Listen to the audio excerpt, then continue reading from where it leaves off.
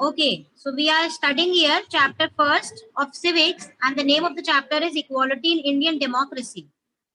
So firstly, to explain this chapter, I need to explain what is government. So what is government? A government is a political body which is entrusted with the task of administering a country on behalf of its people.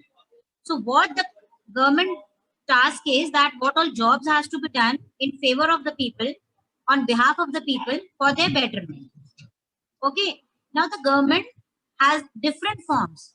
They are namely monarchy, dictatorship, theocracy, oligarchy, and democracy.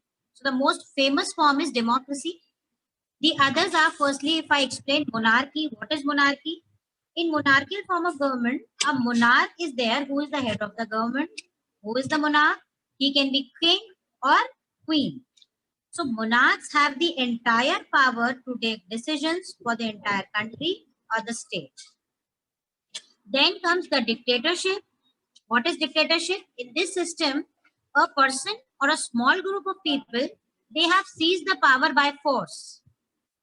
Okay, so all power, the absolute power to run the country is in their hands. Then the next form of government is theocracy. In this form of government, it is a group of religious leaders. We call them pandits, who run the country in the name of the god. And the example of such form of government is Vatican City. Then the next is oligarchy. In this system of government, what happens? Here there is a small group of people which hold complete political power, and this type of government existed in South Africa in 20th century. And the last form of government is democracy. Here it is the government of the people, by the people, and for the people. Here what happens? A group of people who will run the country is chosen or elected by the people of the country. And then that group, after elections, is selected who is going to run the country, and then the government is formed. Okay.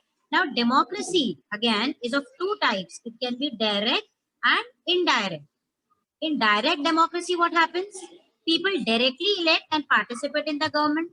Whereas in indirect or representative democracy, people do not directly participate in the government. Instead, they elect some leaders who then those leaders take decisions on behalf of the people.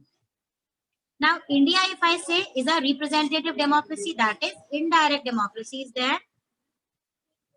We choose the leaders, and those leaders then form the government and take decisions on behalf of us.